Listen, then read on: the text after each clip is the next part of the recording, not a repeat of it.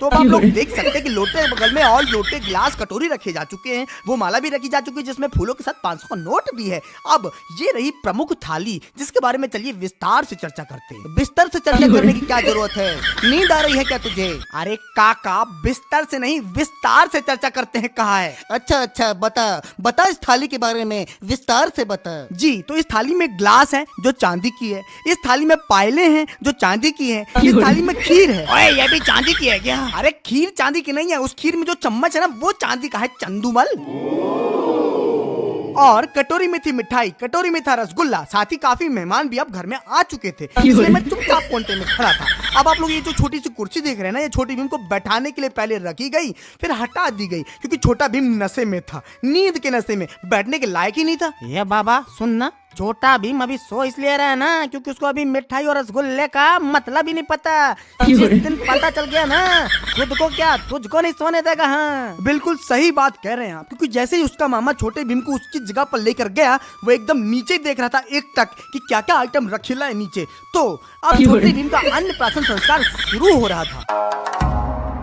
तो सबसे पहले छोटे भीम को बिना दांतों के दातून करानी थी, लेकिन दातून बहुत लंबी थी, इसलिए मेरी नानी ने उसको तोड़ के 2 टुकड़ों में किया। एक टुकड़ा छोटे भीम के हाथ में दे दिया और एक टुकड़ा उसके मामा के हाथ में। तो उसके मामा ने जब उसको दातून कराई तो उसने दातून को दातून नहीं समझा, आइसक्रीम समझा।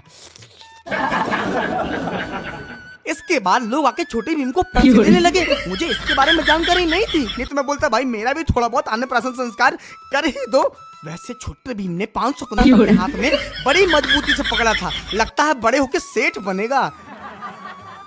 वैसे बीच में मेरे साले ने वहां पर कलश की पूजा भी की, उसमें टीका लगाया, अक्षत डाला, फिर छोटे भीम के छोटे से माथे में छोटा सा टीका लगाने के बाद खुद को भी टीक लिया। अब बारी थी छोटे भीम को सभी चीजें थोड़ी थोड़ी खिलाने की। खीर खिलाई, फिर बहुत सारे रसगुल्लों में से थोड़ा सा रसगुल्ला तोड़ के थोड़ा सा रसगुल्ला खिलाया, फिर मिठाई को होठों में छुपा के बिना खिलाए नीचे रख दिया। ऐसे ही सभी चीजें थोड़ी थोड़ी उसकी होठों में छुपा के नीचे रख दी गई। एक बात बताओ, पानी नहीं पिलाओगे क्या? बस उसी की तैयारी थी। नेहा की बुआ ने लोटे से ग्लास में पानी भरा, लेकिन वो ग्लास वो नहीं था जो छोटे भीम के लिए मंगाया गया था। तो उनको बताया गया, फिर उन्होंने चांदी गिलास में पानी भरा और फिर उसके मामा ने छोटे भीम को पानी पिलाया। इसके बाद छोटे भीम को वो माला पहनाई गई जिसमें 500 का नोट भी पहनाया हुआ है। इतना सब होने के बाद छोटा भीम मनी मन बोल रहा होगा कि इतना सब जब कर ही रहे हो, बैंड भी आया हुआ है, तो एक काम करो ना, शादी ही करवा दो मेरी। इसी बीच मेरा एक छोटा सा नुकसान हो गया, क्योंकि छोटे भीम ने जो माला पहनी थी जिसमें 500 का नोट था, मैं निकालने की सोच रहा था, मेरी पत्नी निकाल के लेके चली गई। छोटे भीम को इससे कोई फर्क नहीं पड़ा, ना ही उसको इससे फर्क पड़ा कि उसको रसगुल्ला मिठाई खिलाए गए हैं, क्योंकि उसने तभी अपना एक स्पेशल ऑर्डर किया, बोतल वाला गाय का दूध, जिसके बिना छोटे भीम का पेट नहीं भरता। सही बात है। सही बात तो ठीक है, लेकिन इसी के साथ छोटे भीम का अन्नप्राशन संस्कार संपन्न हो गया था। इसलिए उसका मामा उसको कमरे से लेकर दूसरी जगह चला गया, इसलिए मैं भी उठ के वहां से दूसरी जगह पर आ गया जहां पर बैंड वाले डुमुक डुमुक कर रहे थे। तो डुमुक डुमुक सुनने के बाद मैं वापस उस कमरे में आया जहां पर अब खाना पीना होना था। तो वहां पर चटाई बिछा दी गई थी। सबसे पहले आए थे मेरे नाना जी, क्योंकि उनके खाने का टाइम निकल चुका था। अच्छा, तो सब लोगों ने खाना खाया होगा, पानी पिया होगा, लेकिन तुम वो बता जो पहले बता रहा था, यानी कि नाच गाना कब होगा?